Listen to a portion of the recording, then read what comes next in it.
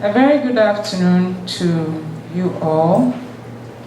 Good afternoon, honorable members of the High Table. Nananum, Nime, Name, Nanahimanum, honorable members of Parliament, members of the media, honorable members of the executive and judicial branches of government, political party leaders, members of civil society, of academia, distinguished ladies and gentlemen. I am very pleased this afternoon to welcome you all to the IEA Constitutional Review Seminar Series, which began in September 2022. At our most recent seminar last week, we were privileged to hear the insightful views and reflections of distinguished media personalities in our country. These were Ambassador Cabral Leami here, Mr. Kweku Sechiado, and Mr. Kwesi Pratt Jr. Today, we are highly privileged, and I'm so excited to have our distinguished chiefs, Nananum from the National House of Chiefs. They constitute major pillars of leadership in all our communities. I am pleased, therefore, to introduce to you our speakers for today, beginning with Togbe Teprehodo IV. Unfortunately, the president of the National House of Chiefs was unable to make it. He's not here. As you see on your president of the Volta Regional House of Chiefs, please join me in giving him a warm round of applause. Thank you. And then we have Nene Sakite II, President of the Eastern Regional House of Chiefs. And from my hometown, Odumase Krobo, he's a paramount chief there as well. Odumase Krobo. Please, let's welcome him. Thank you. Therefore, Amwakwa Boedu. Hey, let me take that again. Therefore, Amwakwa Boedu the 7th. The 8th. My apologies, sincerely. The 8th, who is the president of the Central Regional House of Chiefs. Please let's give him a warm welcome. Thank you very much.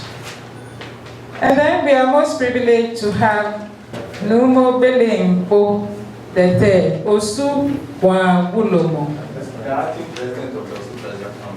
and the acting president of the Osu Traditional Council. He's here with us. Thank you so much for joining us this afternoon. And then, Right Honorable former Speaker,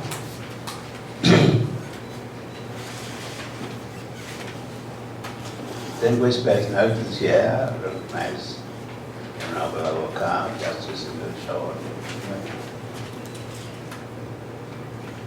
Distinguished ladies and gentlemen, Dr. Mame, Madam Jando, whose mother made white wedding clothes. Your grandmother. First of all, I'd like to thank you for your very kind words, not short by any means. I also would like to thank IEA for inviting me to chair this important event. I carry with me the apologies of the now President of the National House of Chiefs is indisposed, so we will be here but he's given me some of his viewpoints, which I will ventilate in the course of my remarks, or maybe later on. Okay.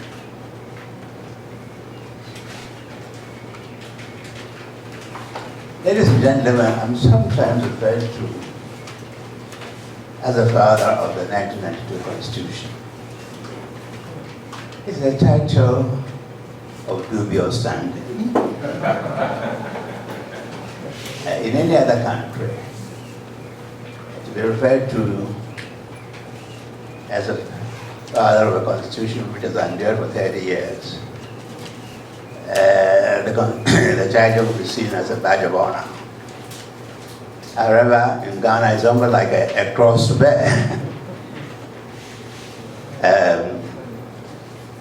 And of course, technically, it's a questionable proposition because although I was the chairman of the Committee of Experts, I wasn't a member of the Consultative Assembly. And so there are provisions that we submitted to the Consultative Assembly which were not accepted. Sometimes I have to defend the whole Constitution, including those recommendations that were rejected. Rather, those provisions that we had no responsibility for. But a father really is like somebody who plants a seed. And when the seed germinates and becomes a tree, it takes on all sorts of characteristics. So once you planted the seed, you are saddled with the Constitution. So I bear that.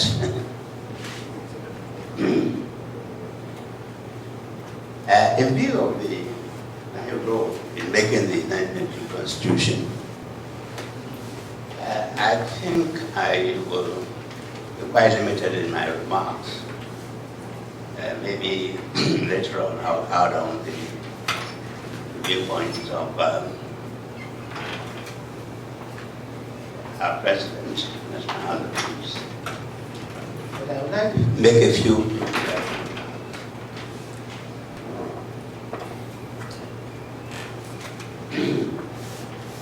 First of all, I think a review of the Constitution, 19th Constitution, requires a careful study of the antecedents of the Constitution. It is a report of the National Commission on Democracy, headed by the late Justice Anand, and the proposals of the Committee of Experts before you actually come to the text of the Constitution. This is exactly what the Supreme Court does when it's faced with an interpretation of an issue in the Constitution. It goes to the background. I've often seen people pontificating as what the Constitution should say without previous knowledge of the background. Secondly, the concept of constitutional review means a notable than just criticizing it. Recently, I chaired the 20th anniversary of the establishment of the Ghana College of Physicians and Surgeons. I used to be a member of the inaugural council. And the main address was delivered by the rector of the college. I was at demo.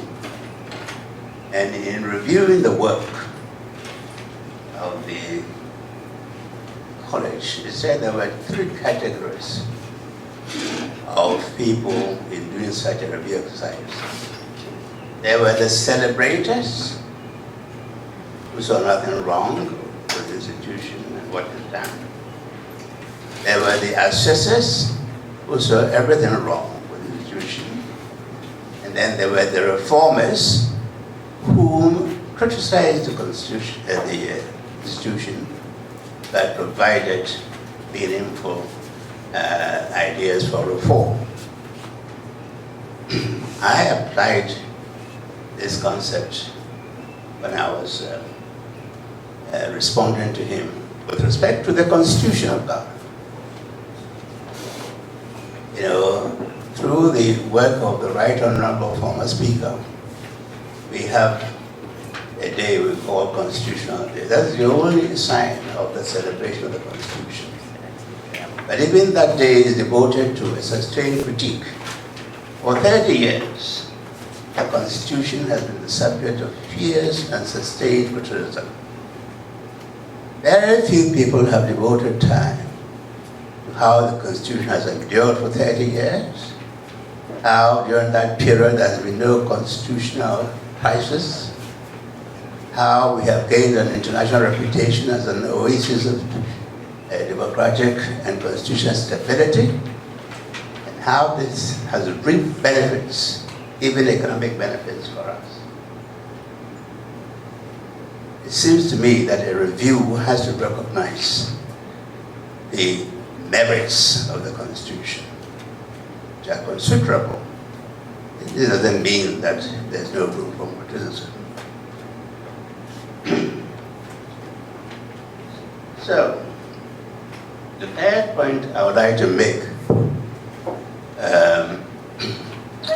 but even before going to the third point, to illustrate my point about meaningful reform proposals, let's take the concept of presidential powers. It is generally agreed that these powers are excessive.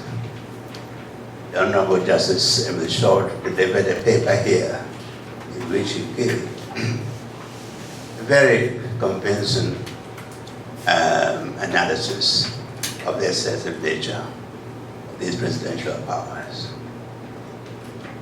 If you really go to the history of these presidential powers, many of them were actually lifted from the 1979 Constitution.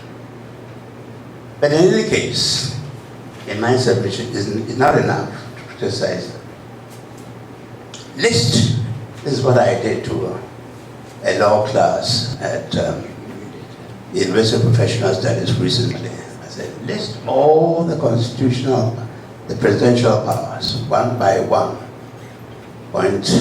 Appointment of heads of constitutional bodies, judges of the Supreme Court, Chief Justice, district chief executives, so forth, and consider which of them should be retained by the president, and if so, subject to what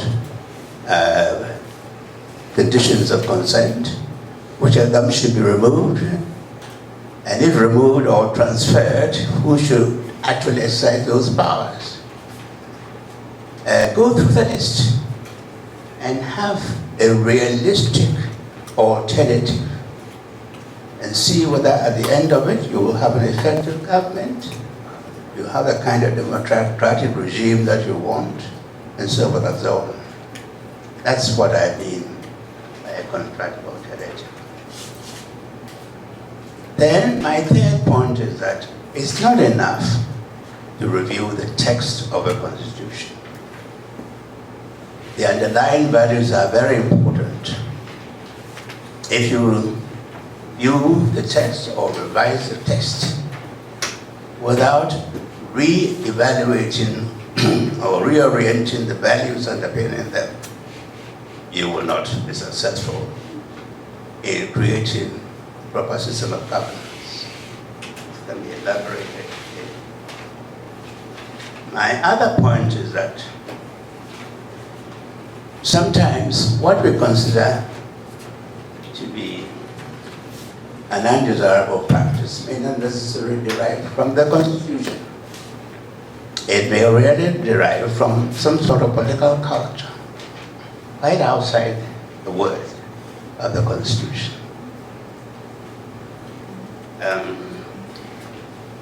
Related to this is the fact that some of the problems that we have are traceable not so much to the words of the Constitution, but to the way that they are implemented. I consider two chapters of the Constitution very, very important. Chapter 5 on fundamental freedoms and rights, and Chapter 6 on directive principles of state policy. It is my contention that if these two chapters, the provisions of these chapters are adhered to very faithfully, there are very little to complain about, even with the excess of presidential powers. We borrowed the idea of directive principles of state policy from the Indian Constitution because they realized that apart from guaranteeing freedoms, the state had a duty to make sure that the economy served the interests of all parties, make sure that there was proper integration of all ethnic and other groups, make sure that there was a sound economy, and so forth and so on. So if the directive principles of state policies, which have been interpreted by the Supreme Court as imposing legal obligations on the state, if these are implemented, there will be very little or complaint. And when I talk of wrongs not being traceable to the Constitution, take corruption. Every language of the Constitution prohibits and prescribes corruption. If we have corruption, then it's not by virtue of the Constitution. If we have a flawed economy, it's not by virtue of the Constitution.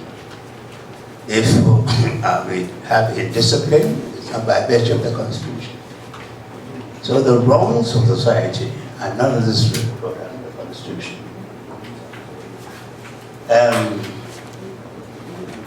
So these are some of the opening words that I would like to make. Now, at this stage, I would like to proceed to the specific proposals that our President would like us to consider. The President of the National House of Chiefs, Jacob, submits first of all that the appointment of ministers from Parliament is not desirable because it diminishes parliamentary oversight, makes Parliament subservient. And then he submits also that appointments to the heads of all the constitutional bodies like the Electoral Commission, SHRAG, and so forth, should be vested not in the President, but some independent authority.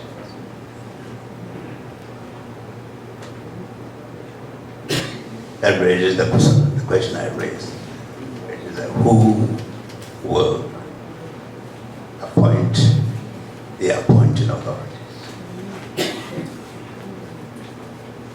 And our presidents also think that there should be a limit to the number of Supreme Court judges.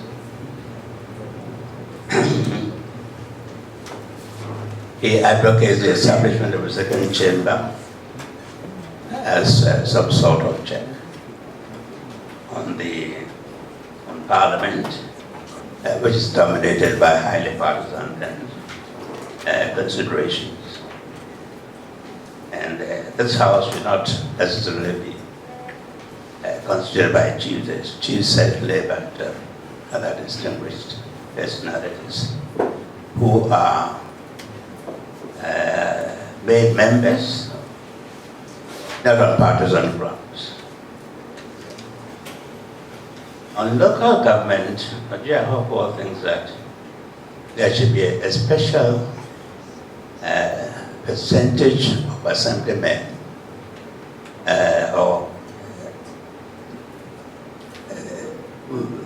for chiefs. The chiefs have a stake in what goes on at the local level. They have experience, they are development partners, and they should be allocated a particular percentage of the number of members who constitute the various assemblies. This should happen whether you have the other members elected or not. And the percentage, he says, should not be as exclusively constituted by chiefs. There should be other, recognized personalities in the community could be part of this 30%. So these are introductory words that I would like to make, coupled with the submissions of our esteemed President of the National House of Chiefs. Thank you very much. It's a pleasure for me to be here today to make my contribution to the ongoing debate on the review of the 1992 Constitution.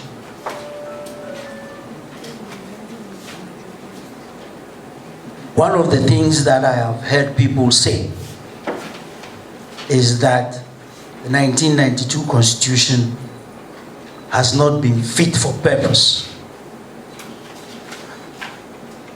We have had discussions on various platforms about this issue. And my view is this. This is the most enduring constitution that we have ever had since our attainment of independence. And my added view is that it is because of the nature of this constitution that we have not had any form of upheavals from 1992 to the present. Therefore, I don't think it is true to say that the Constitution has not been fit for purpose. A Constitution is a living document. So, times will come when there will be a need for their review. I think that our Constitution has served us for all these years.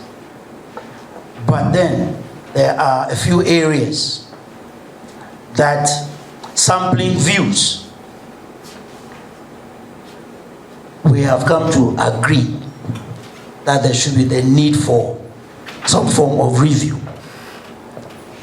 And I would like to just touch on those areas that have emerged from our thinking. The first of it all is, from my perspective as a practicing lawyer as well, that is the provision in Article 131(1)(a) of our Constitution, which grants appeals as of right or automatic right of appeal to the Supreme Court. Some of us are of the view that this particular provision has virtually led to the clogging of the Supreme Court, if I put it that way. Now, the Supreme Court is supposed to be, quite apart from just delivering judgments, a policy-making body. The Supreme Court is supposed to shape policy by the decisions that it gives. But we have come to realize that by virtue of this provision, almost every case has the potential of ending up at the Supreme Court. Now, it will surprise you that the Supreme Court has become so top-heavy with cases that sometimes what happens is this. The judges of the Supreme Court virtually do the work of the trial courts. This is because of this provision in Article 131(1)(a). So, almost invariably, they have virtually to reopen matters, analyze the evidence, go through all before arriving at their decisions. Now, it is a human institution. The Supreme Court is supposed to be the apex court of this nation. And with this flow, constant flow of appeals by virtue of this clause, it serves as a real clog on the real work which the Supreme Court should be doing. Supreme Courts in other jurisdictions sometimes churn out 5, 6 landmark decisions in a year. But because of the nature of our procedures, particularly with reference to this article, I don't think the Supreme Court really has time to churn out landmark decisions. And that also leads to the other aspect of the work of the Supreme Court, which people complain about: delays in the delivery of judgments. Now, when you realize that all these appeals are as of right, of course, it's an institution manned by human beings. So they necessarily must take time to write these judgments. Therefore, in our view, we wish to propose that, particularly with regard to what we call interlocutory appeals, there should be a termination point. That is that when it comes to interlocutory appeals, which are appeals which do not decide finally the subject of the dispute, they should be limited to only the Court of Appeal. That is, that such interlocutory appeals should terminate at the Court of Appeal to allow the Supreme Court to do its real work of shaping policy for this nation and coming up with really landmark decisions. We recently heard about the fact that there had been a delay in the delivery of the judgment in the case involving the former Auditor General. Ladies and gentlemen, the work of writing judgments is an arduous one. And so you really cannot say, set aside this one and attend to this one. And indeed, the work is such that you must necessarily attempt at perfection, if I put it that way. That is that you must come out with the best that you can. The Supreme Court has done well so far. But I believe that if this provision is revisited and maybe appeals are limited to only certain types of appeals to the Supreme Court, it would help to free the hand of the justices of the Supreme Court to do more work in terms of the landmark decisions that they will come up with, and also in terms of shaping policy. That is one aspect of our view as to possibility of a review of the 1992 Constitution. The other one has to do with the appointment of the Chief Justice, as provided for in Article 144(1). Now, the view is that it should be the most senior judge of the Supreme Court who should become the Chief Justice, instead of this power of appointment by the President. Now, when I was called to the bar, there was some, I don't know whether to call it an unwritten convention, but it was almost invariably the judge who was next in seniority to the Chief Justice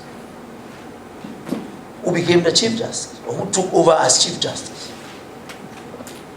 When I was called to the bar, which was relatively a couple of years ago, Mr. Justice Apalu was then the Chief Justice. When he retired, his position was taken over by Justice Soa. I think after Justice Soa came Justice Archer. And then after Justice Archer, Justice Aban. I think it was just following that convention that the judge or the Supreme Court judge who was next in seniority to the Chief Justice almost invariably took over. what is happening now is, again, because of the fact that the Supreme Court is a human institution, serves to demoralize the judges. Picture this. I have worked in the Supreme Court for all these years, and it is now my turn to become the Chief Justice by virtue of the fact that I am next in seniority to the incumbent. And then suddenly I am passed over, and maybe a relatively junior justice is over me as Chief Justice. Naturally, such a person would feel demoralized. So I would suggest, or we would suggest, that we could go back to that unwritten convention whereby the judge who is next in seniority to the Chief Justice becomes the Chief Justice. If he was qualified enough to be appointed to the Supreme Court, I think he is qualified enough to become Chief Justice. If he is next in seniority to the incumbent, that would make for boosting the morale of the judges. And then, human as we all are, we would realize that work would go on, and go on better maybe than at present. Distinguished ladies and gentlemen, that is the area of concern which we would like to see revisited in the event of a review of the 1992 Constitution. There are other areas, but I think our President, Jiao, has touched on some of them.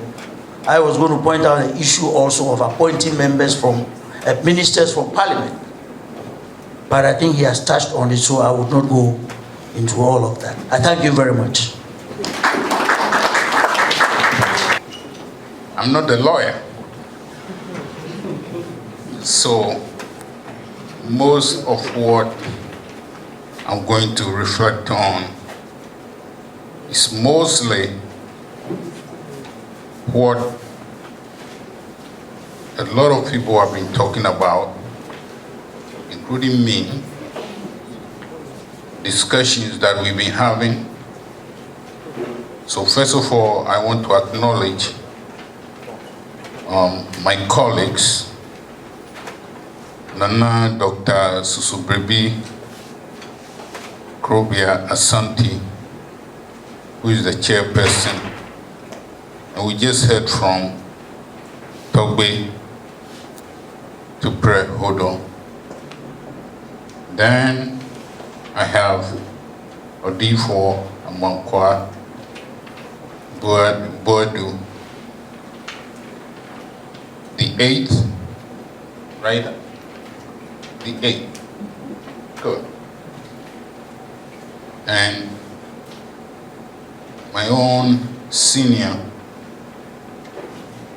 in high school, Professor Mike OQUAYE, who is also a relative, by the way. So I have two of my, well, I would say everybody is a relative anyway. So, but I'm glad to be here this afternoon with you all. And Justice Short, right? Am I right? Good. If for any reason I've left somebody out, I still acknowledge your presence.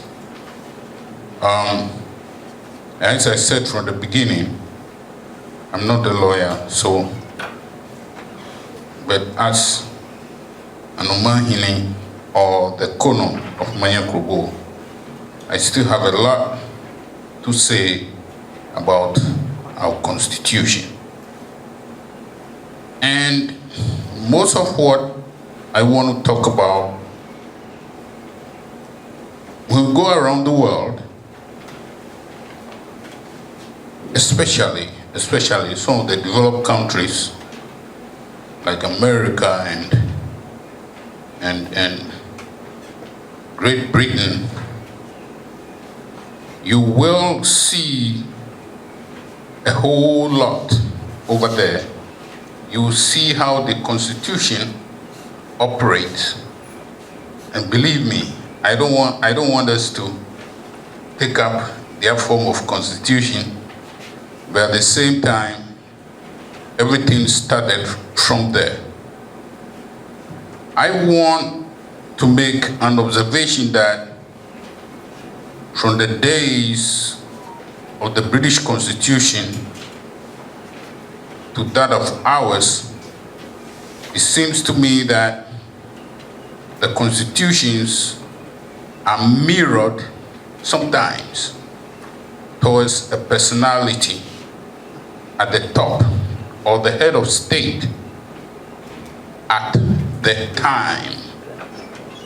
So therefore, in our case, sometimes, I could comfortably declare that our Constitution in 1992, if we look at it carefully, we have the accent of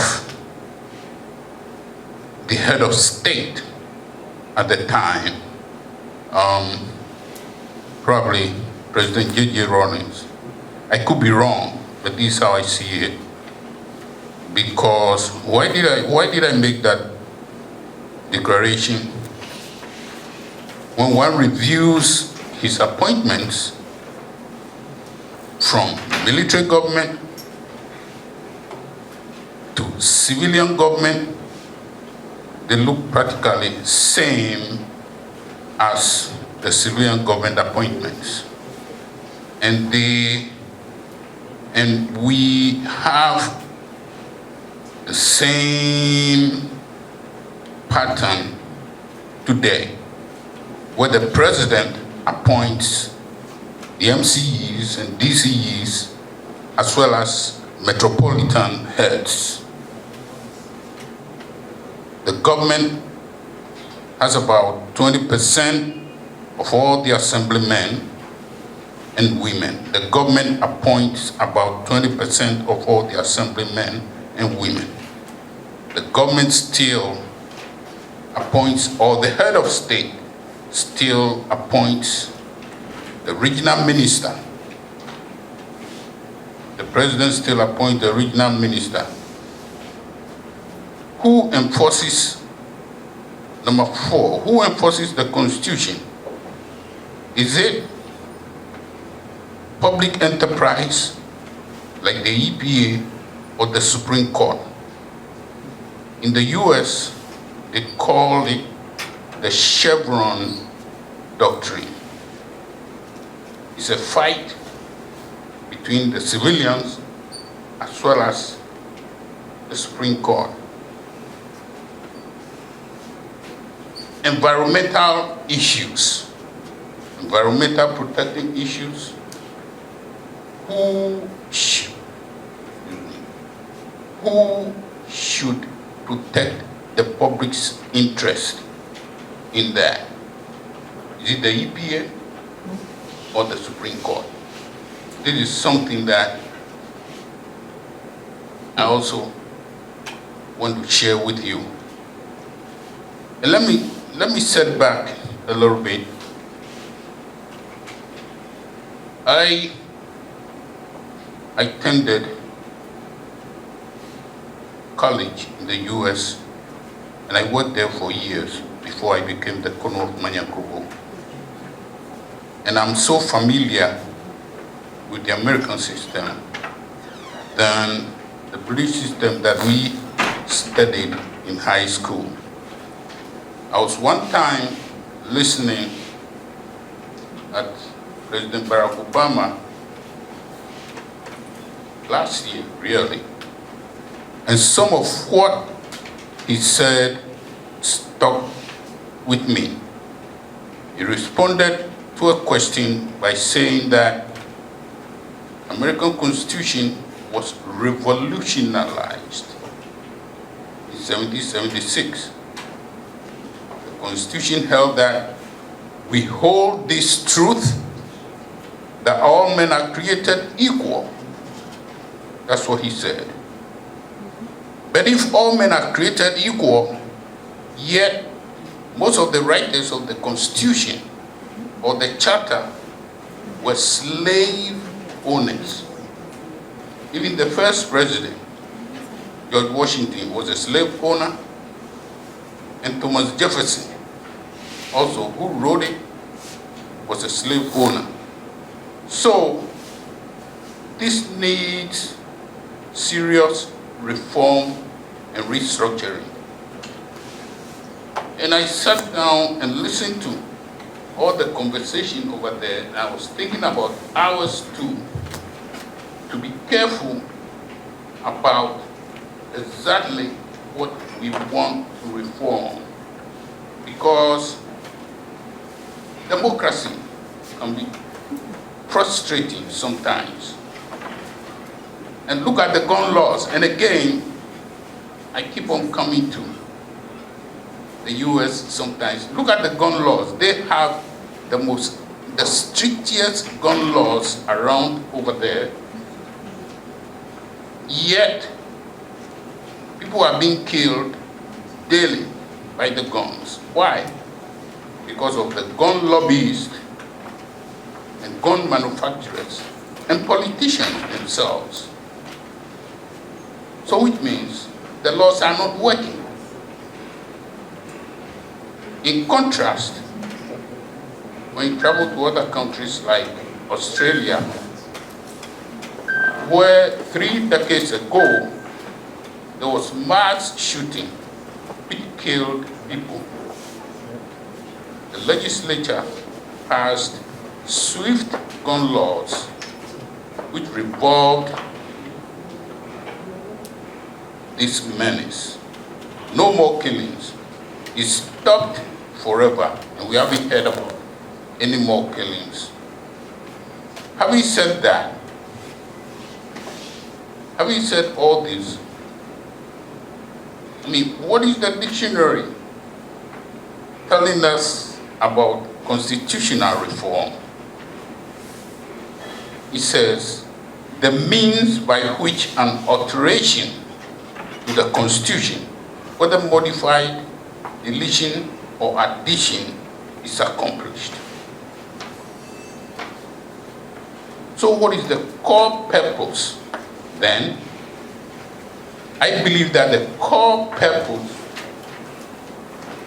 of the reform of a reform must be in strengthening governance through constitutional reform. And why is constitutional reform so important? According to Dressel 2019, reform is a vital tool to promote government governance by changing the rules to promote more accountability, transparency, participation, and predictability. These can increase government's efficiency and impact. Therefore, we must always strengthen these 4 elements. So in effect, we as reformers must first shape institutions that address governance needs raised by local political culture and conditions. Institutions that address governance needs raised by our local political culture and needs. Then the vital role of governance plays in economic and social development. The Constitution defines and protects citizen right from government abuse. It is the basis for all other laws and the basis for reviewing executive and legislative action. And before I take my seat, I want to be the first to stress that traditional leadership is crucial in this equation. As such, do not leave traditional leadership out. When one goes around the world, one will observe that nations with strong traditional leadership, their security is more secured than most nations with less participation of traditional leadership. And I'm talking about Africa, like Botswana, South Africa, Ghana. Then when you go to Europe, UK, Denmark, Belgium, to name a few. As such, our reform efforts must stress the effective role of traditional leadership. Now, whilst I'm on that, I also want to say that we need a second chamber. We need a second chamber where the majority of that chamber are Nananu. In the US, they have House of Representatives in the Senate. In the UK, they also have House of Commons and House of Lords. In the traditional leadership, we own the land, most of the land. So we are the landlords of this nation. So any second chamber, we must be part of that second chamber when you talk about our land. One other issue that I want to mention, which is also close to my heart, is campaign financing. Campaign financing must be reformed. If you travel around, you can be as poor as anybody else, but if you are diligent, intelligent, hardworking, and people see you that way, you can come from the bottom and move up to Parliament or to the Senate or to the House of Representatives. You don't have to be a millionaire to be elected to Parliament or to be president. I can remember some years back, 2 decades ago, no, a decade and a half ago, Obama was just a community organizer. Nobody knew him in America. He came from the bottom up to be president. As poor as he could be, he was able, with his message, to convince people to contribute to his campaign. And people contributed happily to his campaign. And that's how he made it. Here in Ghana, if you don't have enough resources, then you can't go into politics. Even if you have a good message, even if you have the know-how and the willingness to help your people, you can do it. Because it's very expensive. And I think we should reform campaign financing. So participation should be broad. One other thing, I heard our president mention Supreme Court reform. In most other countries, you see Supreme Court judges are appointed for life, as long as you are still available to work, as long as your health is good, you are there till Almighty God takes you away. But here, I think to the age of 70, right? Am I wrong? To the age of 70. When we do that, there's a problem with it. There's a big problem with it. Because presidents come and go. Presidents come and go. Normally, they appoint people of their choice, people who they share the same views with. Well, if somebody is appointed for life, when the head of state comes, you may or may not be able to appoint anybody at all, depending on the vacancy. So you see that when that happens,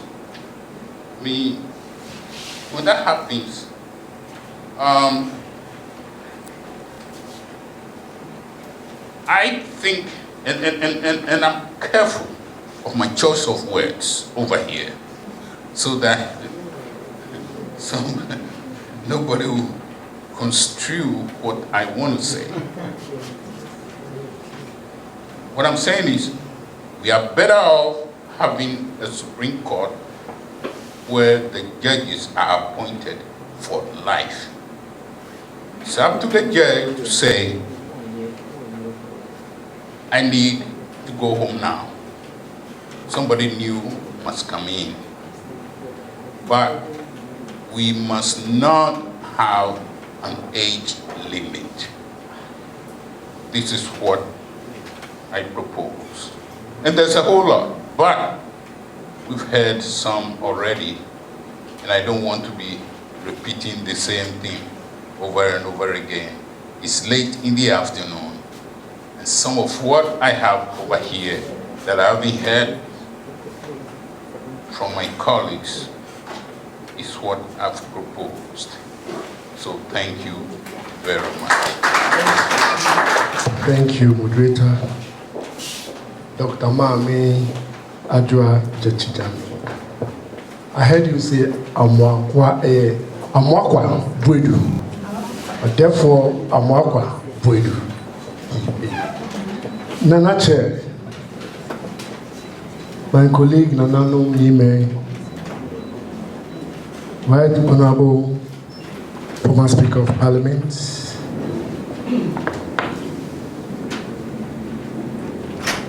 Lawyer Short, distinguished ladies and gentlemen, I deem it a privilege to be given the opportunity to make this presentation as part of an expression of my views on constitutional reform. And I wish to thank the Institute of Economic Affairs for generating this forum for expression of views towards constitutional reform.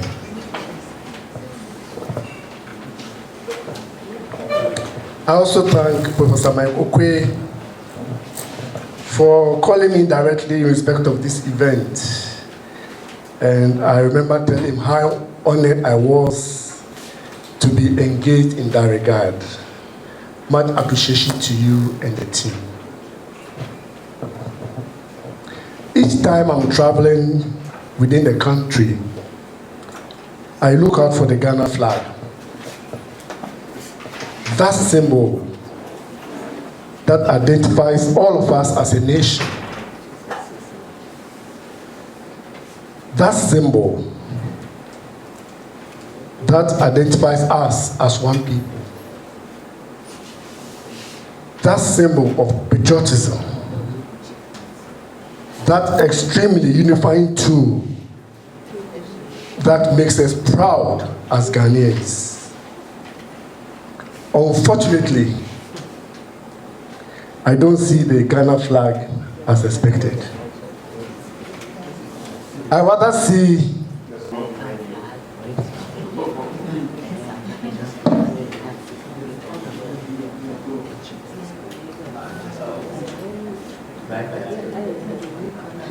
I said as expected. Unfortunately, I don't see the Ghana flag as expected. I rather see more political party flags. And we see those flags more than the unifying Ghana flags or flag, which seek to pronounce the existence of the various divides among us. Flags to show the dominance of one over the other. Of course, we do expect political party flags months before and after elections, but unfortunately, they stay for too long. We should see more Ghana flags instead as a nation. I once made a statement in Cape Coast that after elections, politicians should give their billboards to road safety agencies for road safety campaign. By this way, we see that that symbol that divides us will be channeled towards a national cause. My presentation today will dwell on two changes that will promote national unity and seek to minimize the seeming unending division within the country. And then for the third, I'll look at the need to empower chiefs in order to maximize their contribution to the socio-economic development of the nation. I'm of the view that these changes will help promote unity and provide the resultant synergy for the benefit of the country. The first is the lack of a binding long-term national development plan. Traveling across the country, one sees many unfinished projects. Most of these are projects that get halted when there is change of government.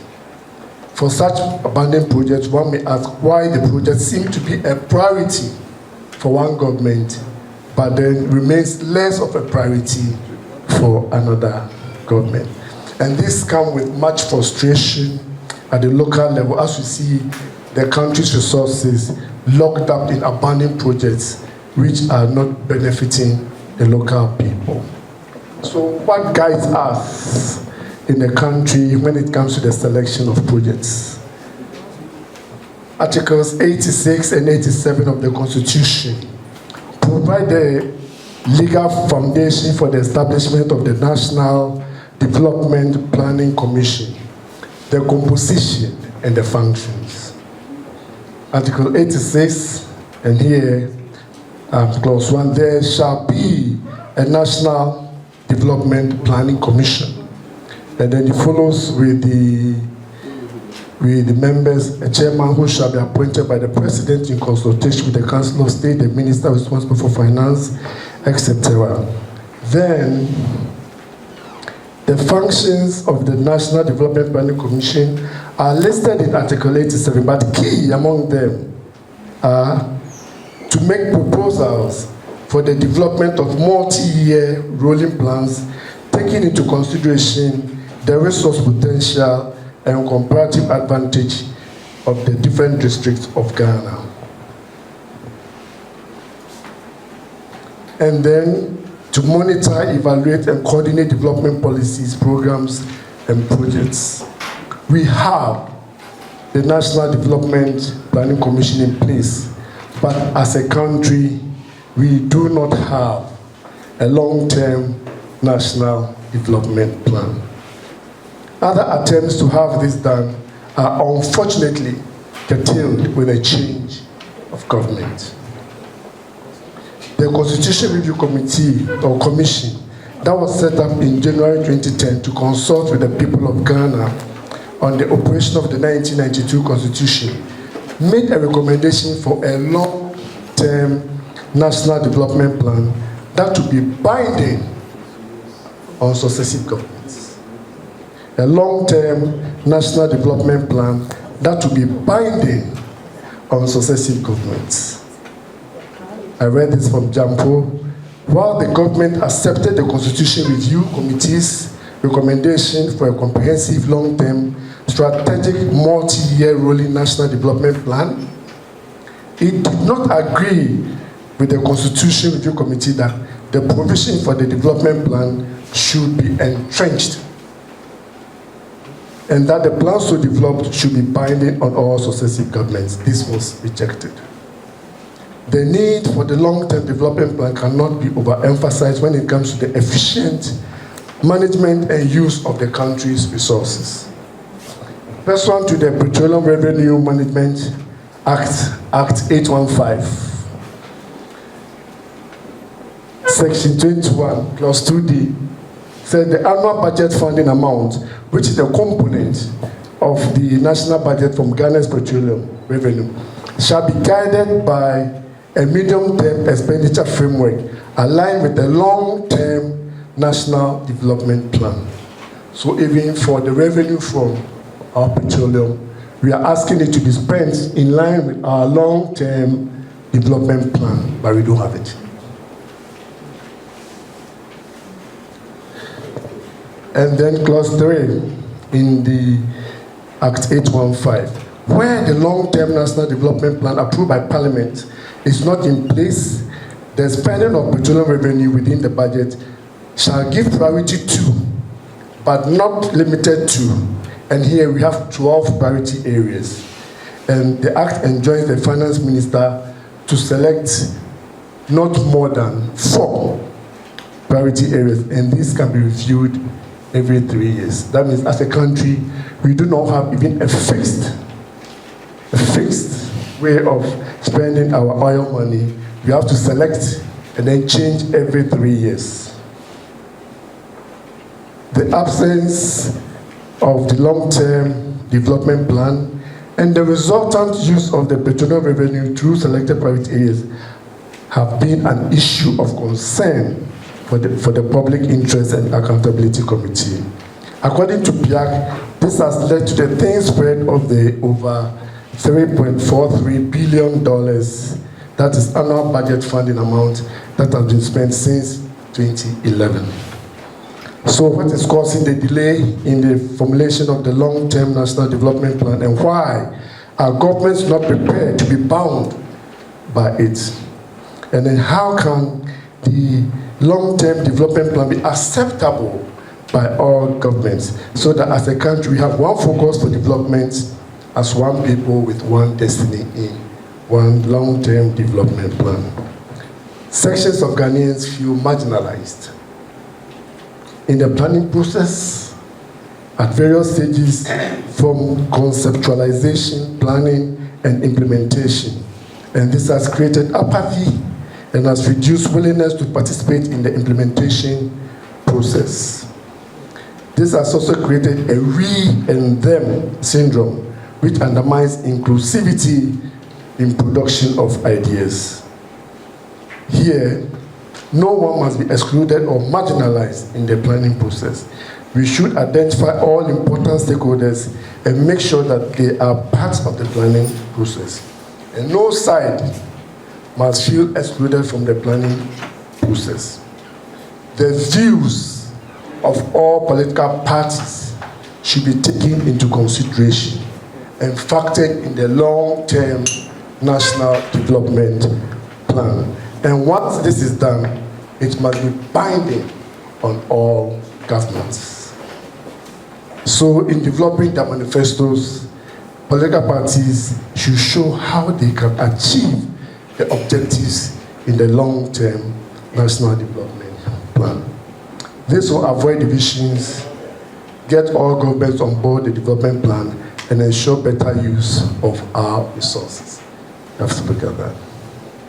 My next point is on review on mode of appointments, but I think that has been mentioned in the presentation from the National House of Chiefs President.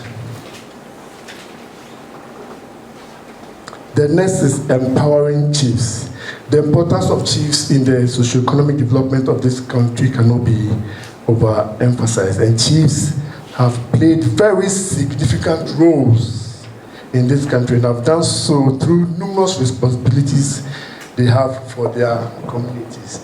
Actually, the exact role of a chief cannot be defined. It is so broad that it will be difficult to get the real terms of reference for chiefs, and they have very great expectations from their people. Chiefs are supposed to maintain law and order in their communities, and there are more communities without police stations than the communities that have police stations, and chiefs are maintaining law and order in those communities. Also, our former law courts may be overwhelmed with cases, and yet the disputes being settled by chiefs in their palaces far outnumber the cases in our former courts. And chiefs resolve disputes very often with win-win outcomes, bringing peace to homes, families, and communities. And chiefs do so with little or no cost to parties. We know how expensive it is to have a lawyer go to court for the case to be adjourned. Very painful. Also, chiefs act as economic agents, play some role in providing communities with potable water, cleaning schools, providing scholarship to needy students, just to mention a few. And I'm still mentioning the role of chiefs in helping us, which are mostly unseen. The days when chiefs led their people to war against external aggressors are over. However, chiefs are expected to lead their communities, and this time to fight poverty, to fight disease, just to mention a few. We all know the contribution of culture towards national unity and identity. That remains immeasurable.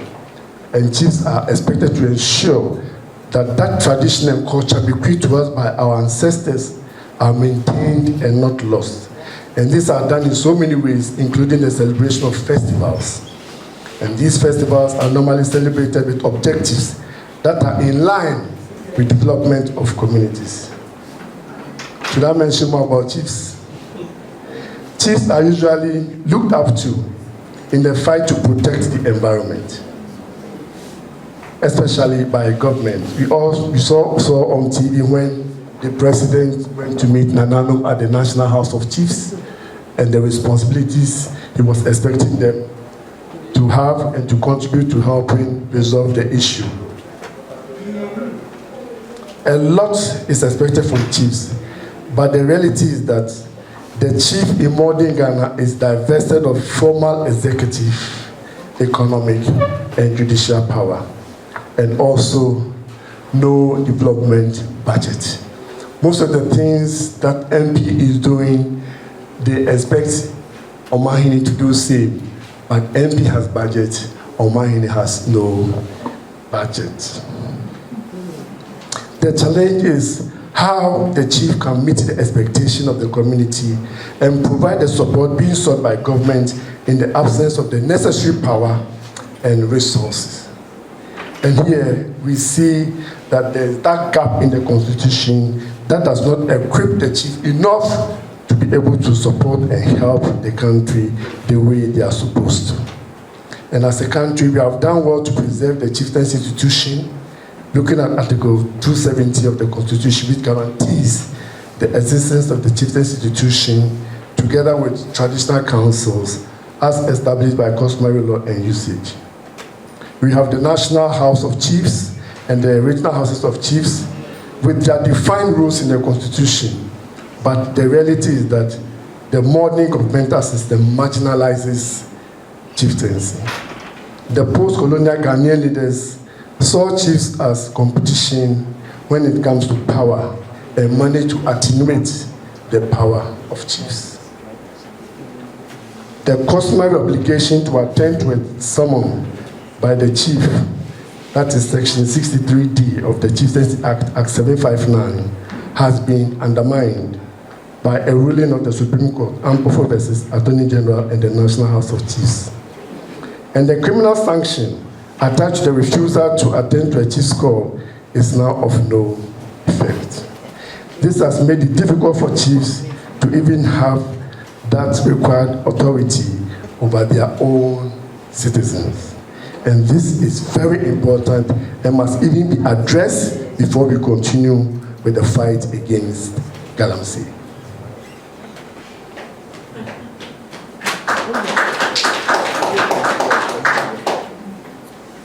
In conclusion, as we search for a better constitution as Ghanaians, it is important to strengthen national cohesion.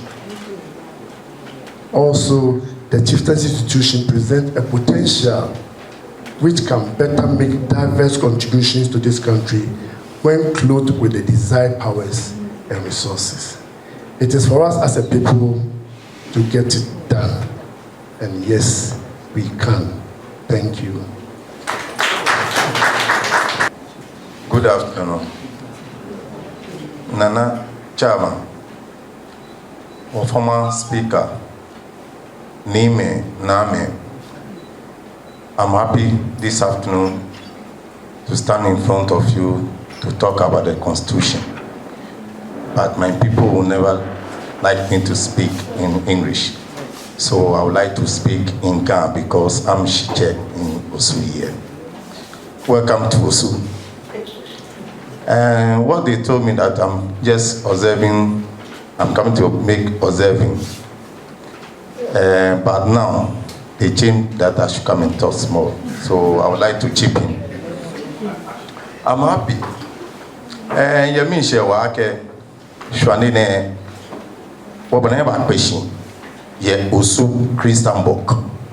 Ne nini ngona wa hunji inyemi nuba kenche iji honorable speaker ye biene ni emeleke higbene hawo ake wobani woba chon wodwemu wo mancheme nini nana ni yue dani mbane nini yue mo piye ko yemi ke ayema ni bulego yema pe be ha ma na ebo na ashi alo ma tofa ka ke constitution e wo bi wo ya ke manage constitution ji mankra moni bi ni ko ke mankra moni bi e to mo hia ko mo hia alo yo hia do yo nga ko bi e ko awo yo e at the first point ko awo yo ni obi e ba na mami papa ni bo yo hu o awo nu e o ba awo nu ni obi e ba na papa je papa be ni abo in school ya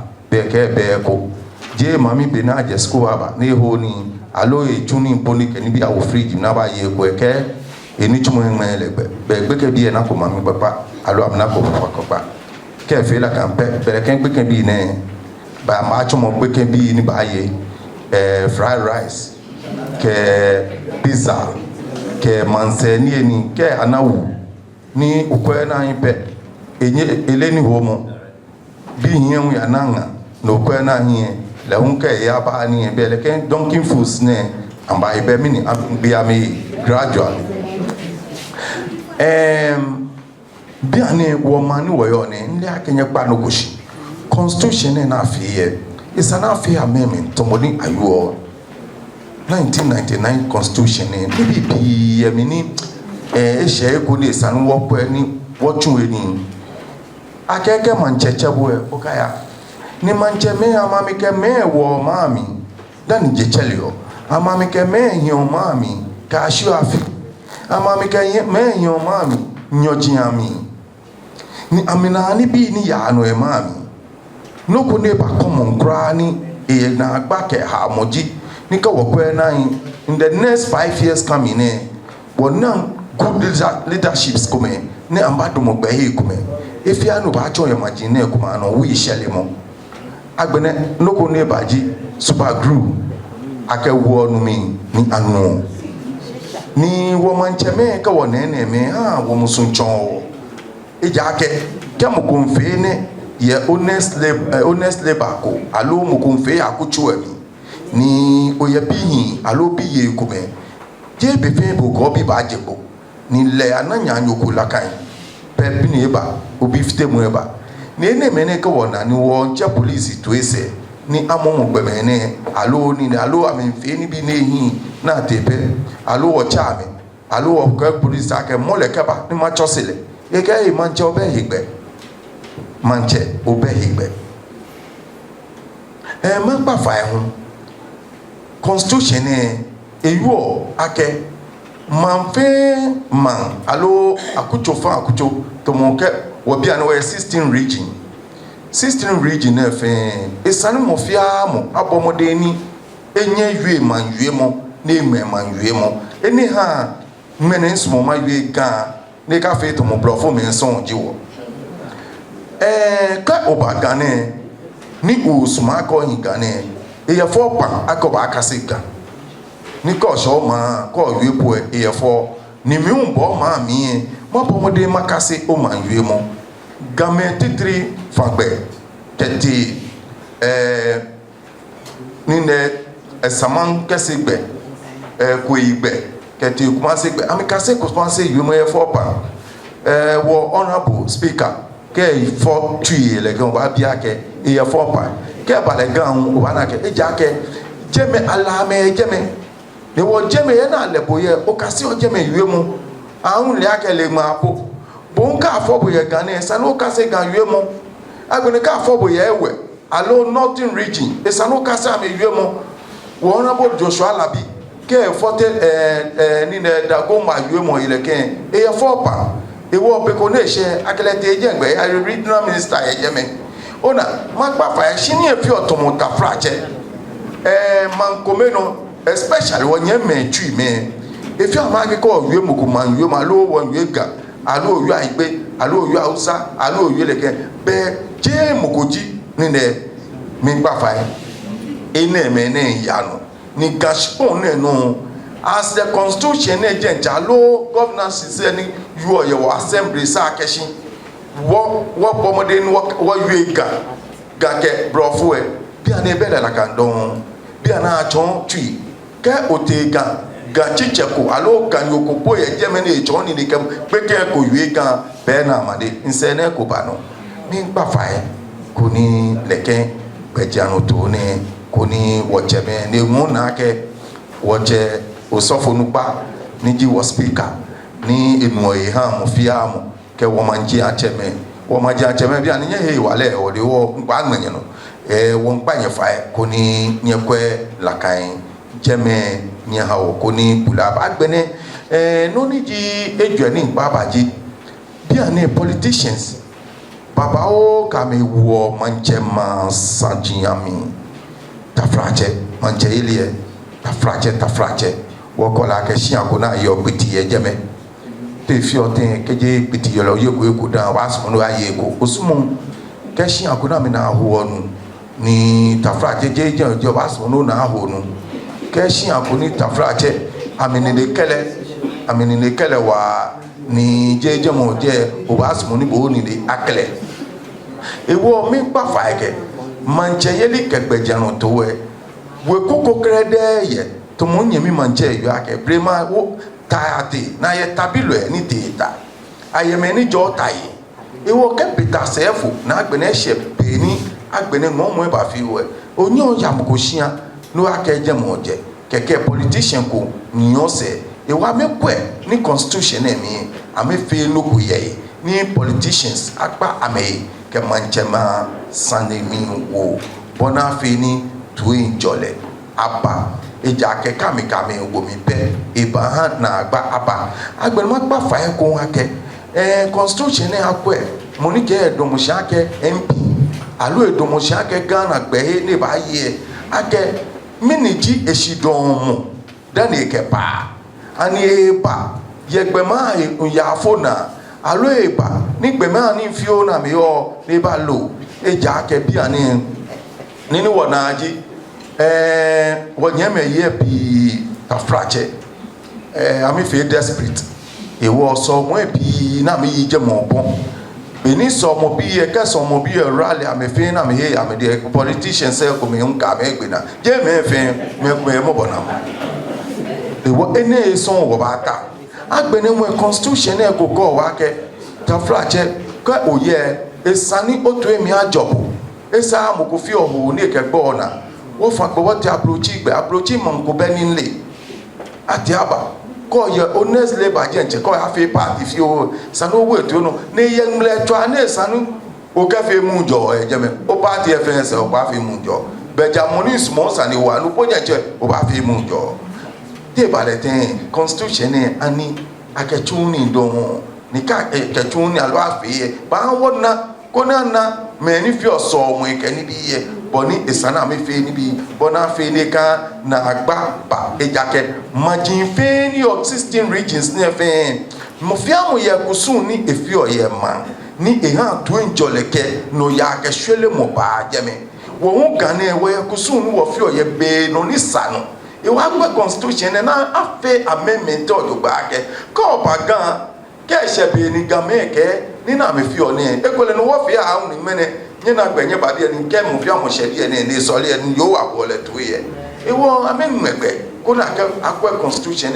ye jeme ahawo won pa fai oni leke jake 16 regions efe mo fi amoye ekusun ni efio chike segama no pe leke afi sandiko okro leke ha nuko okreba won pa ye fai oni no hun akwa mi hawo agbene hu baby maybe le game alo e kuma mi kusum bode tamo e wo won pa fa e ye fo po kekake mene me fi ami no o ka se ko mene me fi ami no o ka se ko ni ndo mo sine ke me ko na mi ami ke won cheji mi me ko me o cho mi ni bi srodi ti je no di constitution je won cheji mi bo mo ji manche me jenche game wo ji manche me jenche manche me no na mi wo cha mi fo eji ami wo manche ji mi won pa yin fa leke bule ni oke awo ifen ofen wo mi da mo fi amoshi ke nke ma yue constitution e sanie efe mi aka mene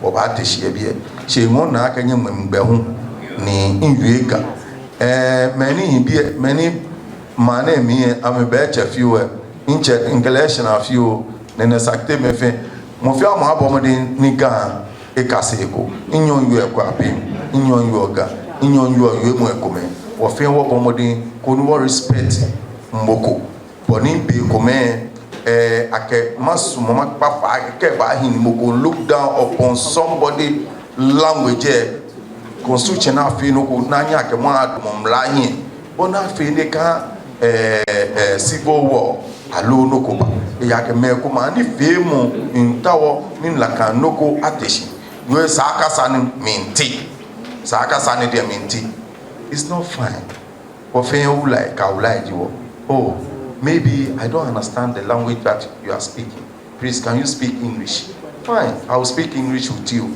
or maybe I understand it well oda shike mo we na no ni yega alone te ewe ni mo yewe no nke I mean that I don't understand well you feel bad. Maybe I've gone to Northern region.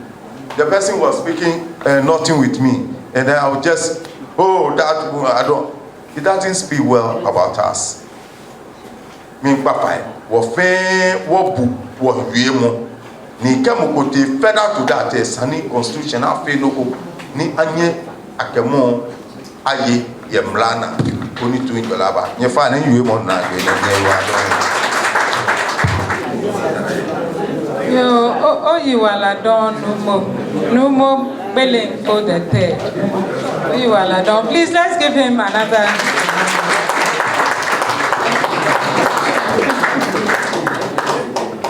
So, I will try to, translate a bit for those of you who do not speak Ga or understand Ga.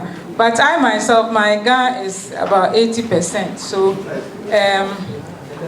you know, bear with me if I missed something or misrepresented something. I know Right Honorable Prof is here to help me out.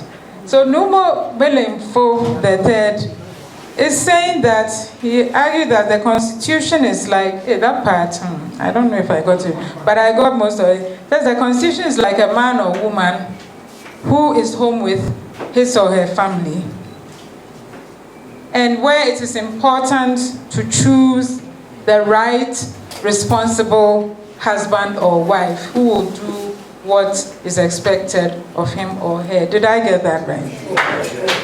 Thank you. And then he also talked about in fact, the society, the communities, and chiefs' roles here. He talked about the fact that chiefs are very concerned with societal problems, such as problems of weed smoking that they see, people sniffing, the youth in particular, sniffing things like super glue put in water, and so on and so forth. He says they are very concerned with these societal problems, but they are told that they cannot participate in bringing these people to order. He proposes that everyone should learn their own language and be able to even write the language. He says that this is very important. We should also try to speak other languages apart from our own. And he seemed to talk about the primacy of the Akan language, and that we should look at learning other languages as well, including our own. The presidential candidate. I think the Constitution presents to us two types of leadership and how to govern ourselves. That is the chieftaincy one and then the democratic one. And one of them is fake. And I'm asking you, our Nanano, between the two, which one is fake?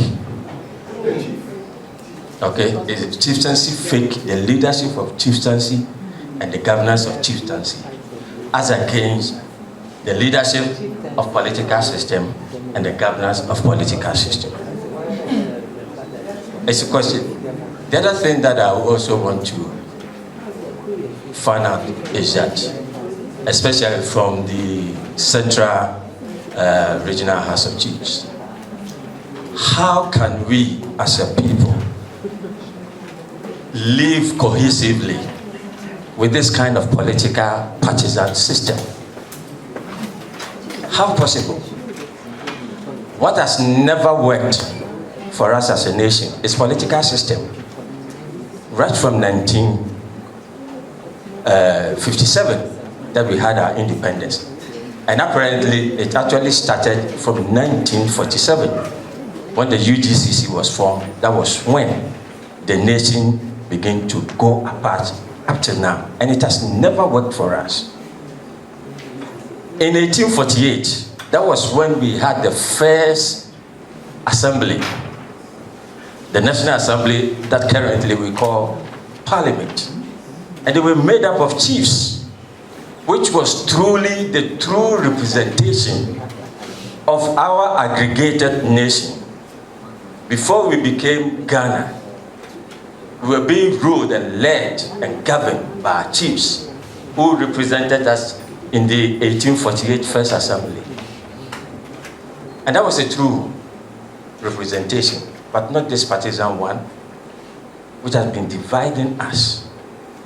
And we are being ruled by other nations through our parliamentary system.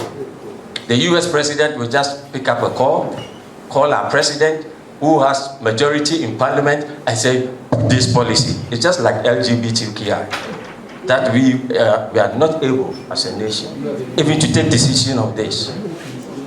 And so, and then Nanano, again, he also mentioned the fact that Nananum are unable even to summon people to the palaces. And unfortunately, we've kept quiet. Again, I don't understand why ministers of the gospel can get themselves involved in partisan politics. We have a minister who is an MP in parliament now. Somebody who is supposed to be a spiritual head, who should lay his hands and have a pure mind for everybody, can even get himself involved in partisan politics. How can such a person pray for me if I'm NDC and he is NPP? And even such a person will say that it is true. And why can't chiefs also get involved in partisan politics? You who are truly the custodian of our nation. And so between these two, I think that the fake one is the partisan politics and its leadership, which has not been working. But I don't know, maybe our honorable, our Nananum, what you have to say. Thank you. For 30 years. It means that there is something about the Constitution that is working.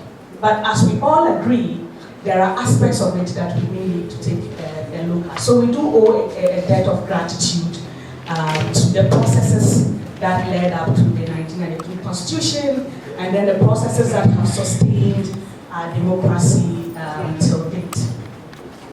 We have one of the godfathers. If there is anything about the traditional leaders and from the National House of Chiefs that we have. Thank you. Nana Chairperson, I congratulate you for the very incisive submission that you have made. My name is Cletus Aboka, MP for Zebla, and then a member of the defunct Consultative Assembly of 1991-92. So I'm privileged to be part of today's process. I've been here a number of times. There's one area that I need to explain to the understanding of Ghanaians.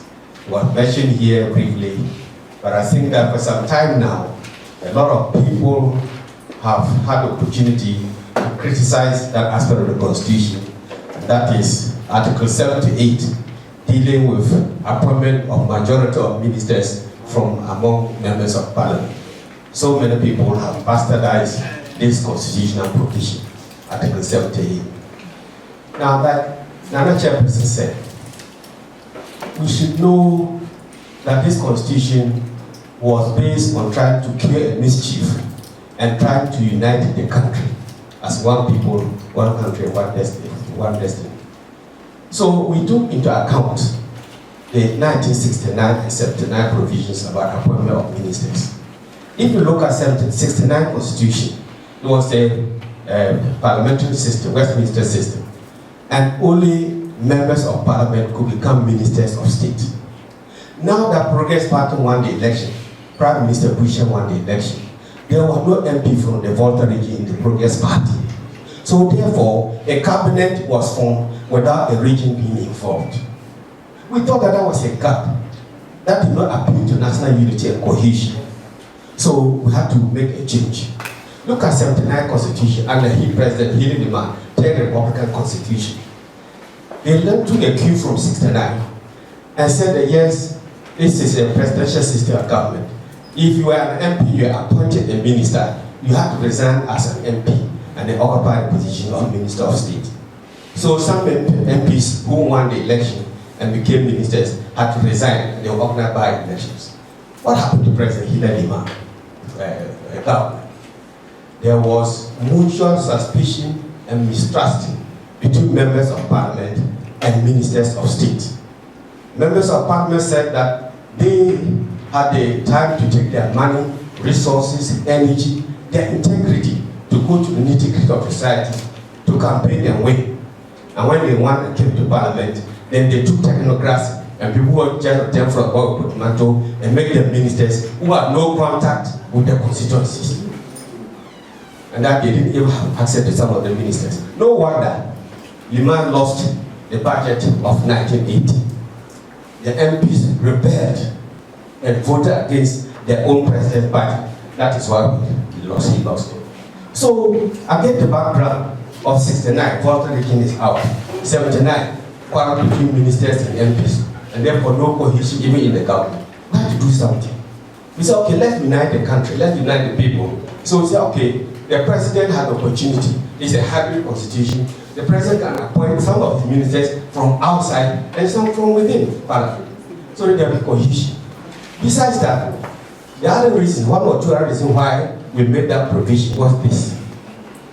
That if you provide, like we did, that majority of the ministers or some should come from Parliament, the advantage that you attract certain professionals who would not ordinarily go and contest elections who want to become minister and think that Parliament is a gateway.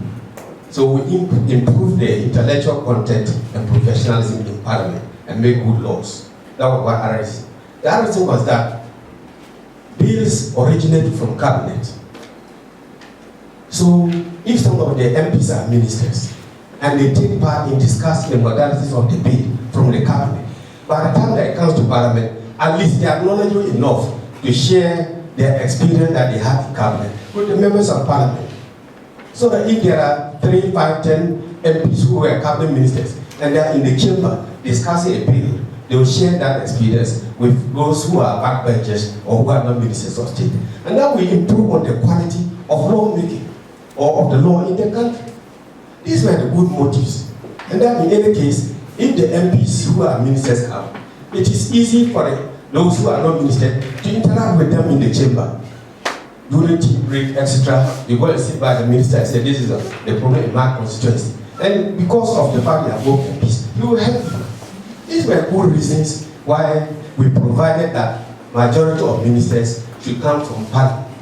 But unfortunately, I must say that notwithstanding these lofty ideas, many of the MPs who become ministers owe more allegiance to the executive than to Parliament. And that's the challenge that we have.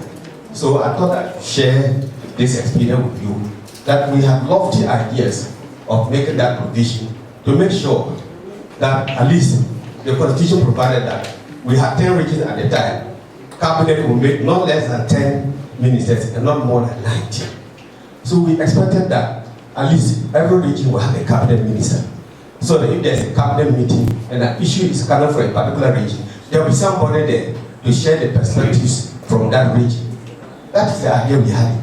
And that is why in the Directive Principle of State Policy, like Nana said, chapter 6 of the Constitution, we provided that there will be regional balance in the appointment and recruitment of people to political and security services. It was intended to have a one country, a united country, and a peaceful country. That is why we made that provision. Thank you so much. My name is Nana Achampuchanto. My issue is with public education concerning the Constitution. There are people, most people, don't know what is in the Constitution. And there is a need, because what we are doing it for Ghanaians. We are not doing it for ourselves. And I do believe that there should be a conscious effort to educate Ghanaians on what is in the Constitution. In very simple language, there is a Constitution Day, but on that day, you don't even see one issue on the Constitution, even in the news. And that is why I'm calling on the media and Nanano and the Institute of the NCC, National Civic Commission on Civic Education, to come together with Nanano who are in the community with us to educate Ghanaians on what is in this book. Because there are so many things in there. That is why today we have Jachi Kwesi. And last time we had somebody. Because we don't even know what is in the Constitution. There is a need for us to be educated and even if possible, translate the Constitution into other languages so that people who can read it. Thank you. Thank you. My point about studying the background of the Constitution. Very, very important. And in this respect, I would like to draw your attention that I've written a book which has chapters on the Constitution, one chapter on the evolution of the Constitution, another on chieftaincy. The questions, some of the background to the evolution of the Constitution, I have it here. Copies are available outside. Now, and a very interesting point was made about the partisan nature of our governance system. That is totally undeniable. And in that part of the book which is my constitution, I give my ideas about how to have a more inclusive government or governance system. I think one mistake we have made here is to interpret multi-partisan politics or multi-party politics as a purely partisan affair, copying the models of the US and the UK. There are other forms of multi-partisanism which provide for a consensual and more inclusive approach. There are the coalition systems on the continent of Europe. And in that respect, our own traditional system shows inclusiveness because when a chief is installed and the sub-chiefs swear oath of allegiance, everybody remains where they used to be, and they are condemned not by virtue of whether they supported the chief or not, but by virtue of their traditional positions as heads of certain families. That brings an inclusiveness. I did not want to monopolize the whole discussion, so I will give the microphone to my colleagues, but I'll certainly come back to some of the points that have been made. I think there was a question or contribution about educating the public on the provisions of the Constitution. I think in that same Constitution, it has been established the NCC, like you've said.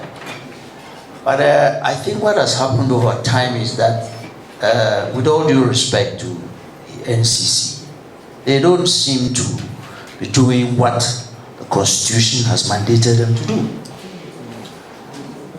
I recall very well that I was a young man then when Ghana was changing from, was it left-hand drive to right. You know what happened? Just the publicity that was given to that whole exercise made it such that its outcome was virtually seamless. I recall I was at Circle when on the 4th of August, I think 1974, when that exercise started. It was only one trotro driver who made a mistake. And he was booed at. Now, it was all because of the work that was done by what was the predecessor of the NCCE that we see today. Look at what is happening. I'll just give you a few examples. On the motorway, some drivers don't even know whether to drive in the speed lane or the slow lane. These are all works to be done by the NCCE. And all these have been spelled out in the Constitution. So I think it is incumbent on all of us to ask questions of the NCC as to what exactly it is that they are doing in terms of their constitutional mandate. If we don't do that, how many people even know that there is a constitution? Seriously. We talk about a constitution. How many people have taken time to read it? I think the NCC owes us a duty to step up its work on educating the Ghanaian public, not only on the constitution, but all other facets of public life. Thank you.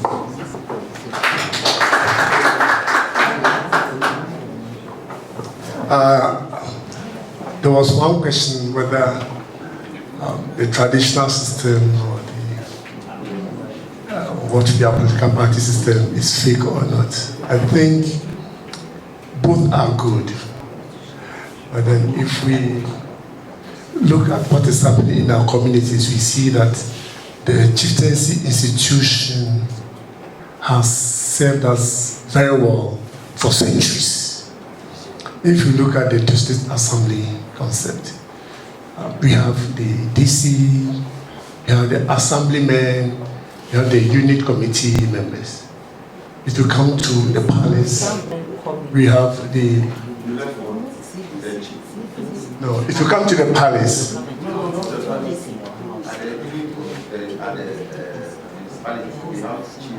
okay, I'm coming to that. So that has been done through the DF Anand thing. Now, for the chieftain institution, for centuries, we have Omahene, we have divisional chiefs, we have sub-divisional chiefs, we have Edikrofo, we have family heads, that there's accountability to the individual, that they can say, who is your Ibusapini, who is your family head? So what is being done now has been in existence with us for centuries, and it has helped us. The opportunity we have is that chiefs are ready. You should fuse the two. The question is, if we were not colonized, what system of governance would we have? We would have been fine, we would have been okay. So we shouldn't throw everything of ours away, but take the best from the two and then have it together, and as a country, we can benefit from the old and the new. Thank you.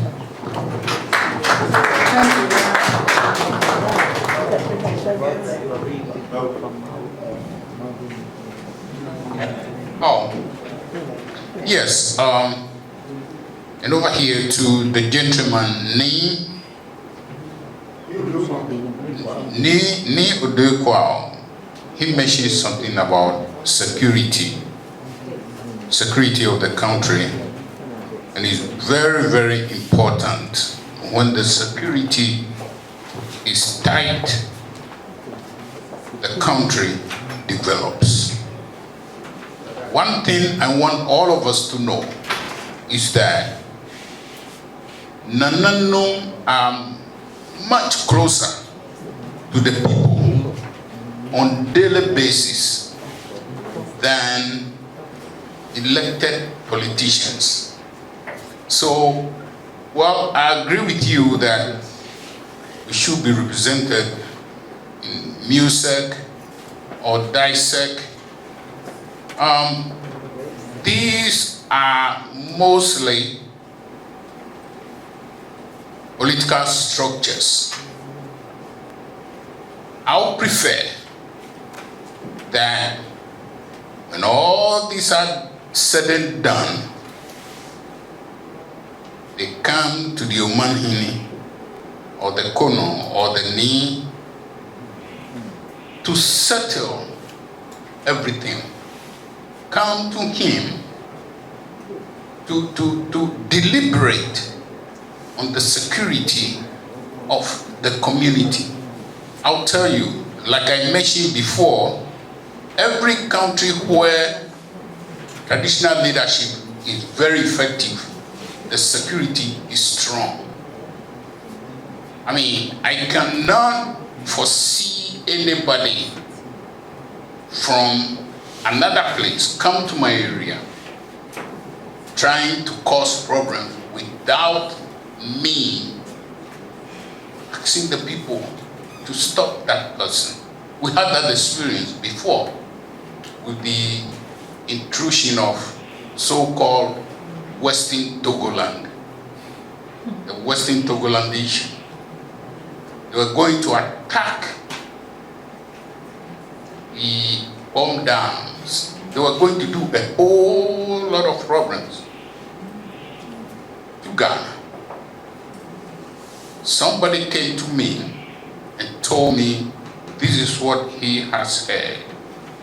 I had to rally all the police.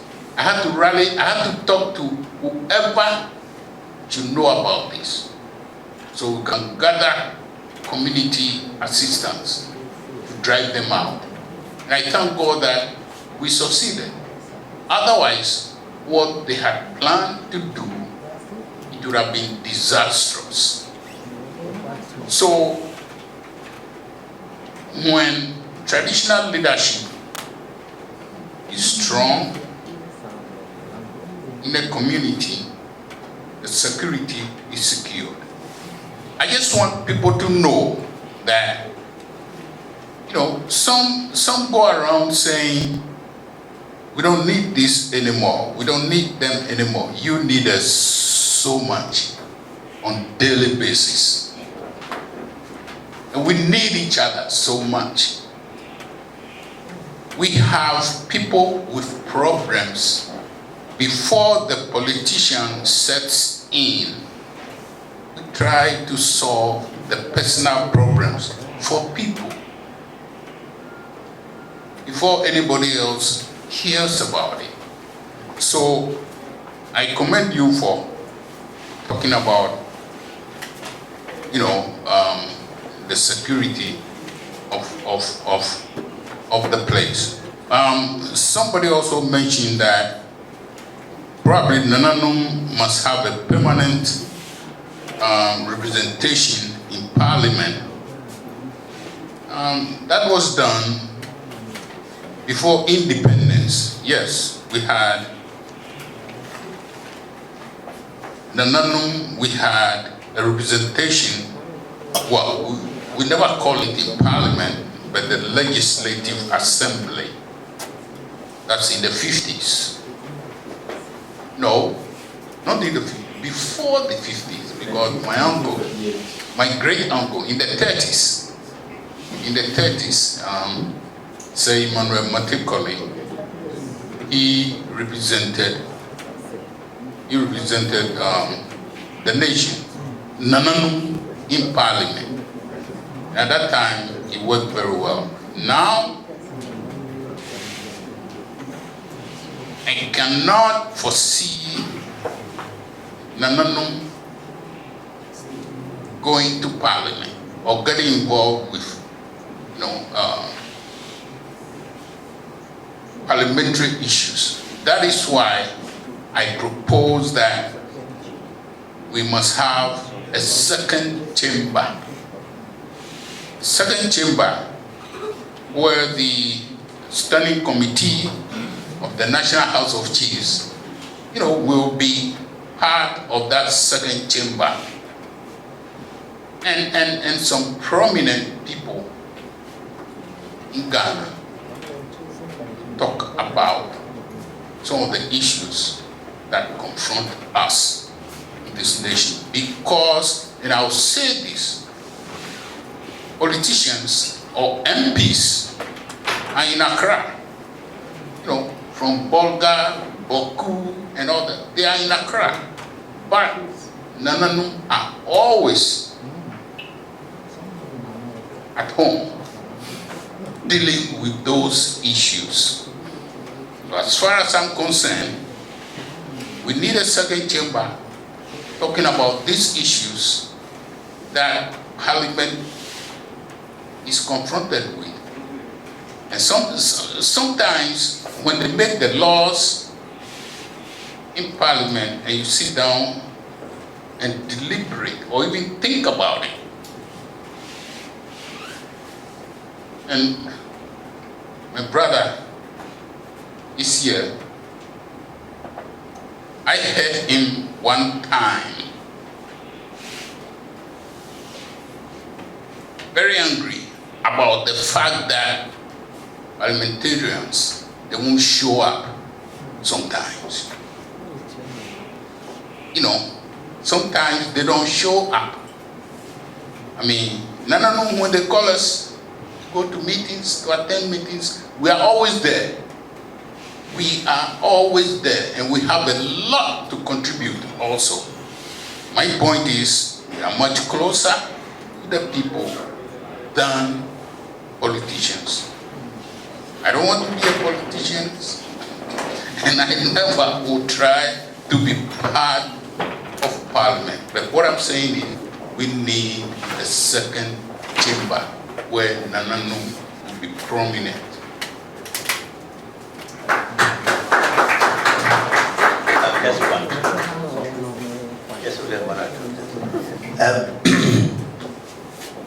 Somebody mentioned development plan. I think one of my brothers did, and I think it was raised from the floor.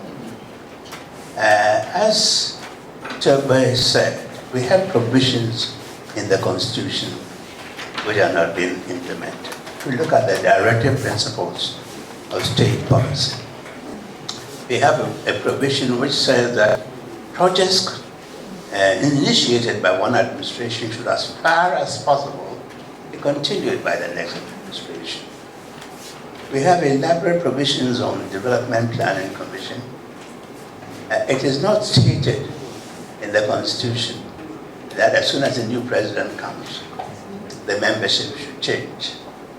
It changes by virtue of what I call political culture, the kind of partisanship that we have copied from the US and from the UK.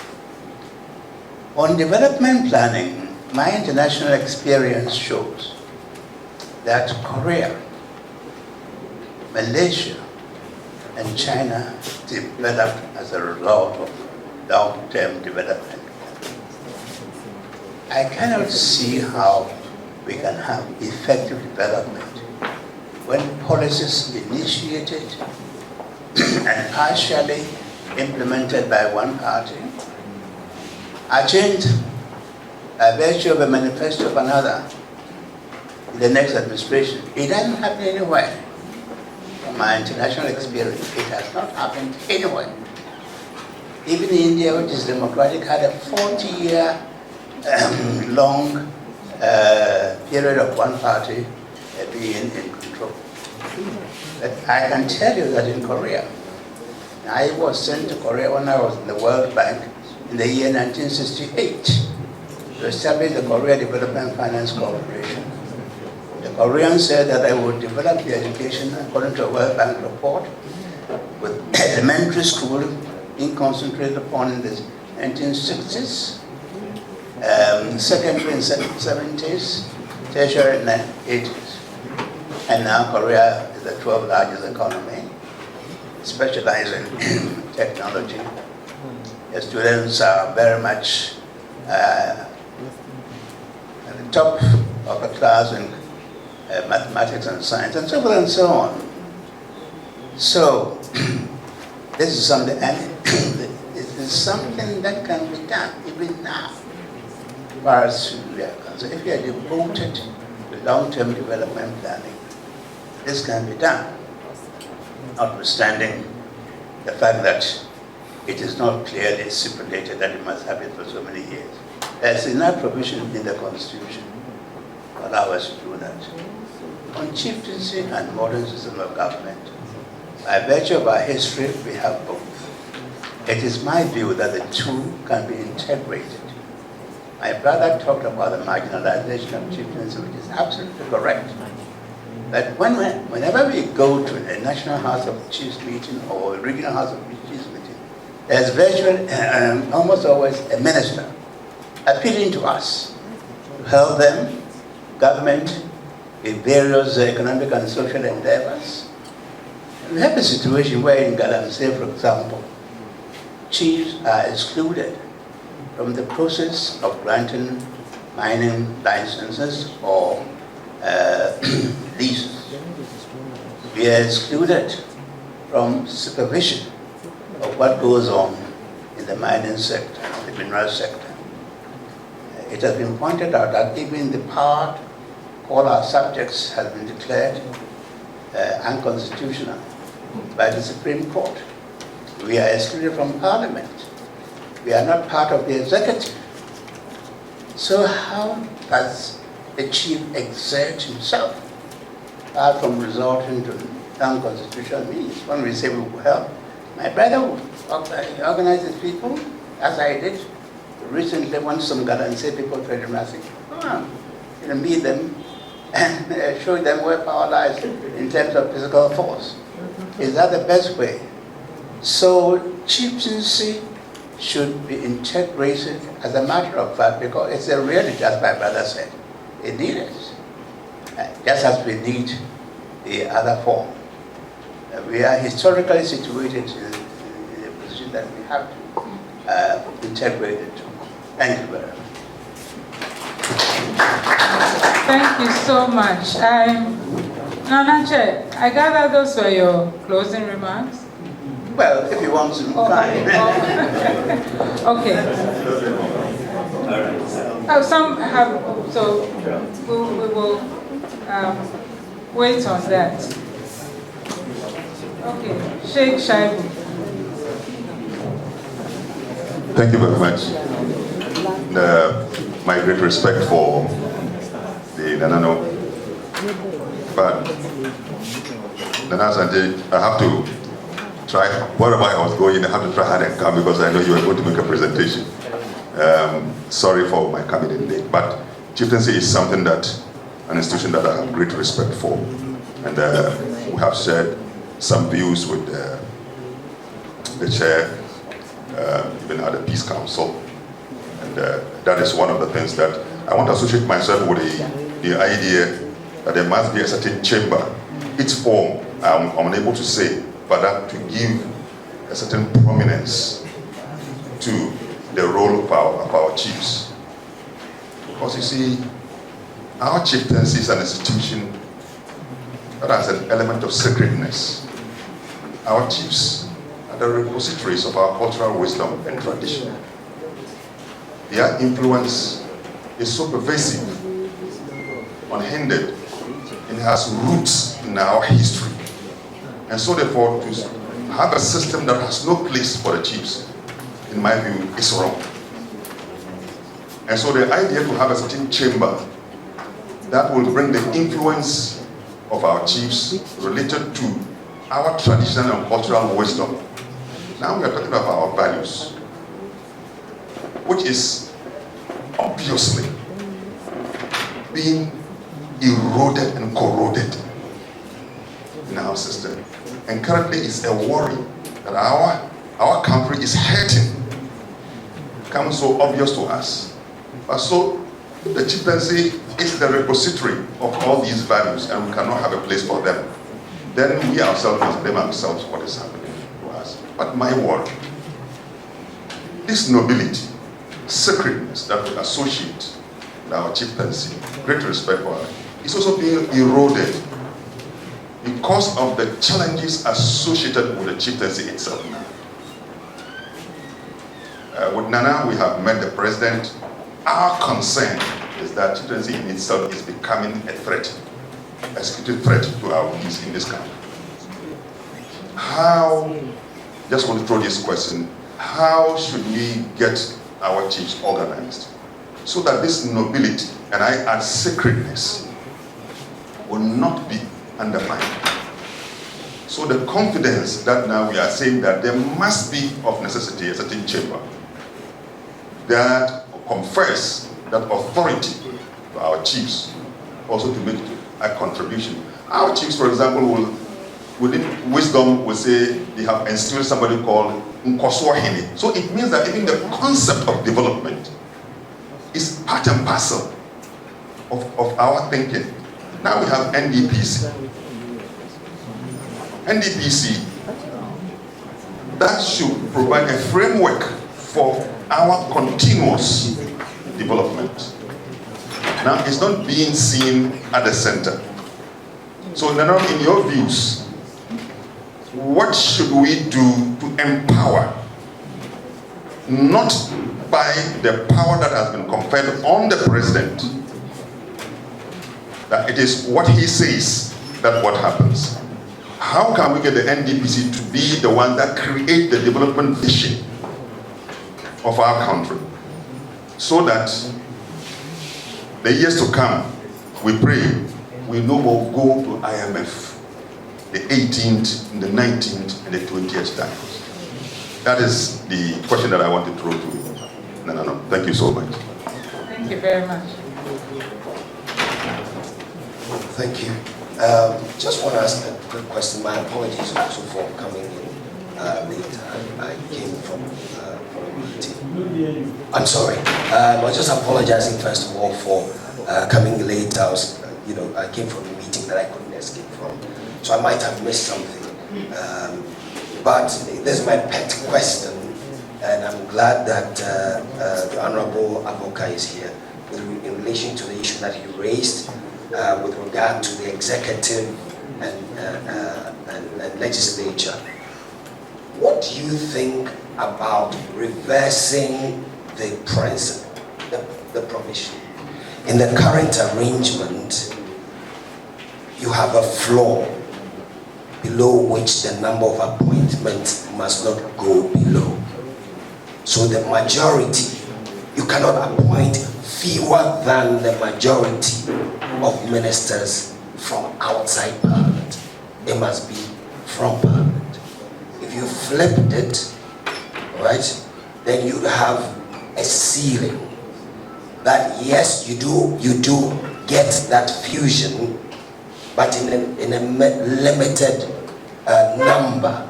So, for example, it would say, the president may or shall appoint not more than, say, 25% of ministers of state from Parliament.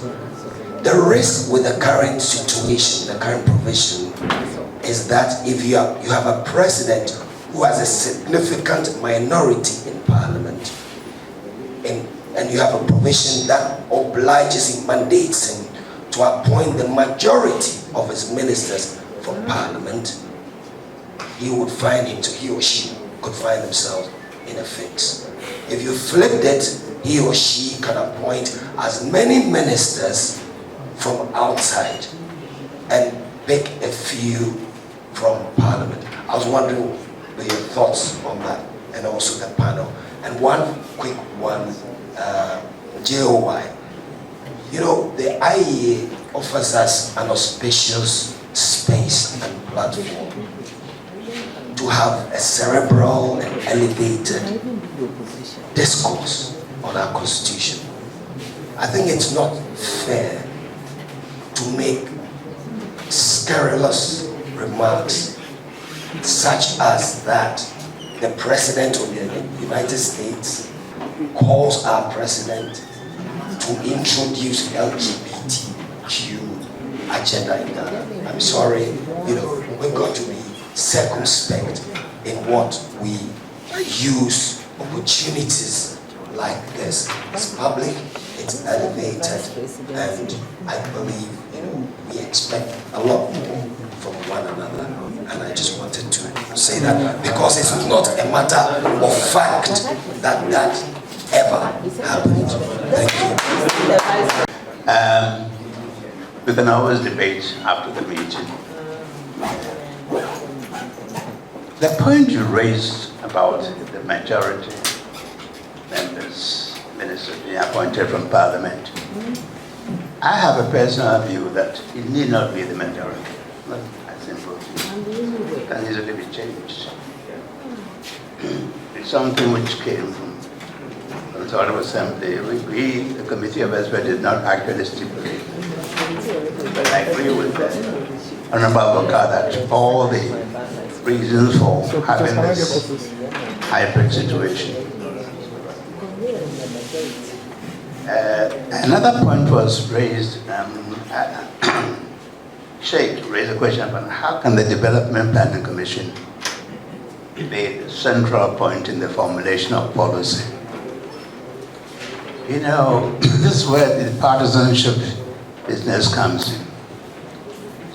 It was not the intention of the Constitution that upon the swearing in of a new president, all boards of statutory corporations or similar bodies should be dissolved, or not, if not dissolved, at least their directors and even executive chairman should be changed. This was done under the Presidential Transition Act of 2012, as I recall. And because parties wanted to have an opportunity to take care of their patronage. So that is one way, Sheikh, that we should look at certain institutions where these frequent changes do not inure to the benefit of the country.